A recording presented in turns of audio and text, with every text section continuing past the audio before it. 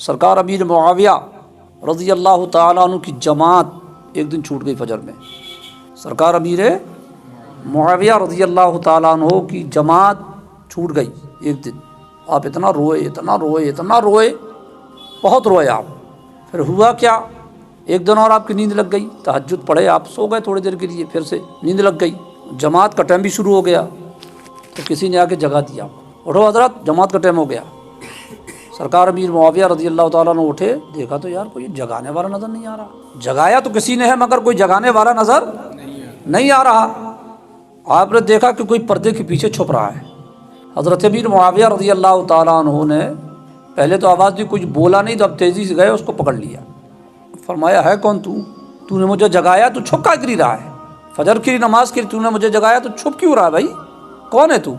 ارے حضرت بولے نام نہ پوچھو, آپ اب تو نماز پڑھو بس. نماز کے ٹائم جماعت بولے نہیں میں تجھے چھوڑوں گا نہیں جب تک تو بتائے گا نہیں ہے کون تو. آپ نے اس کا ہاتھ پکڑ لیا اور مطلب ہاتھ چھٹا کے بھگنے کی طاقت ہی نہیں اس کے اندر. جب آپ نے بار بار پوچھا تو اس نے کہا کہ حضرت آج آپ پوچھ ہی رہے ہیں تو آپ بتا دے رہا ہوں, میں ابلیس ہوں, ابلیس. سرکار امیر معاویہ رضی اللہ تعالیٰ نے فرمایا ابلیس اور نماز کے لیے مجھ کو جگائے, یہ سمجھ میں نہیں آیا.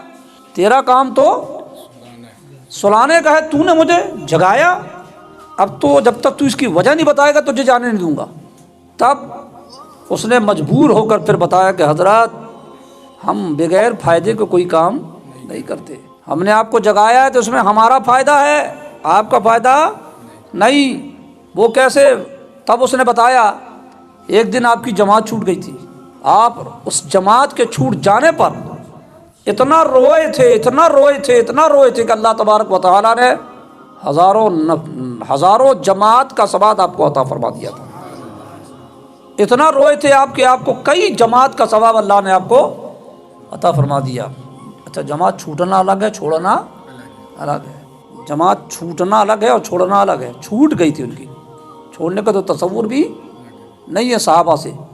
تو اس نے کہا کہ حضرت ایک جماعت چھوٹی تھی تو کئی نمازوں کا ثواب مل گیا تھا, اس لیے آج ہم نے پہلے جگا دیا کہ ایک ہی ملے, زیادہ نہ ملے. آج اگر آپ سوئے, آج اگر آپ کی جماعت چلی جاتی, خدا جانے آپ کیسا روتے, کیا ہوتا, اللہ کتنا زیادہ ثواب عطا فرما دیتا. تو اس میں میرا گھاٹا ہے, اس لیے میں نے آپ کو جگا دیا کہ زیادہ ثواب ملنے نہیں دوں گا. تو شیطان کا کوئی کام جو ہے نا اس کے فائدے سے خالی نہیں ہوتا. ورنہ عقل تو کہتی کہ یار جماعت کے لیے اس نے جگا دیا, کیا کہنا وا, مگر اس میں بھی اس کا راز چھپا ہوا تھا. تو حضرت امیر معاویہ رضی اللہ تعالیٰ عنہ وہ ہیں کہ جنہوں نے ابلیس کو بھی پکڑ لیا اور وہ چھڑا کر کے بھاگ بھی نہ سکا. ایسا آپ نے اپنی گرفت میں اس کو لیا. تو شیطان کو پکڑنا سب کے پاس میں ہے.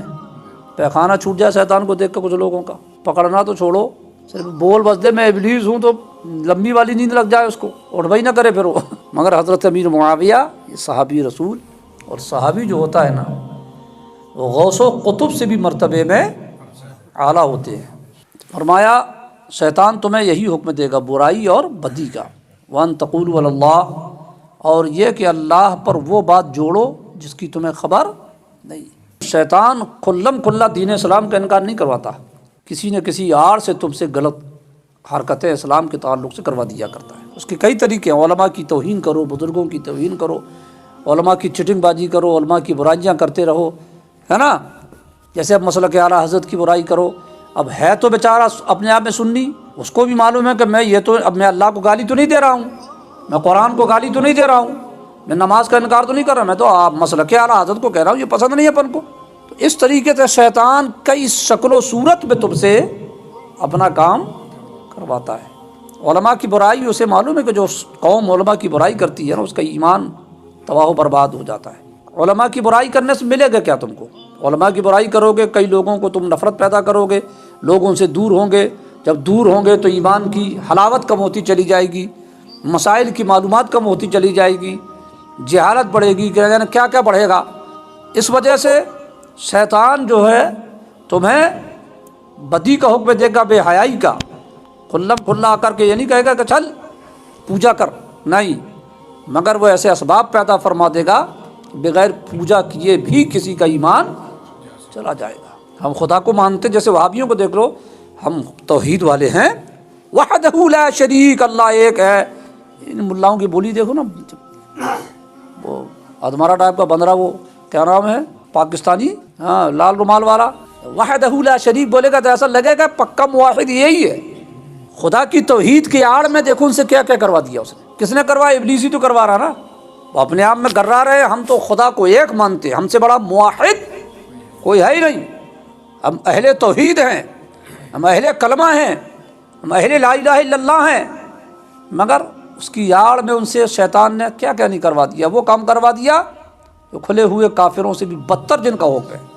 تو شیطان کے ہتھ کنڈے سے بچنا چاہیے، علماء کرام کی صحبت میں رہنا چاہیے. چغلت، چگلی، غیبت، جھوٹ، حسد، بغض، کینہ، یہ ساری چیزوں کے راستے میں نکال کر کے تمہیں کہاں سے کہاں پہنچا دیا کرتا ہے.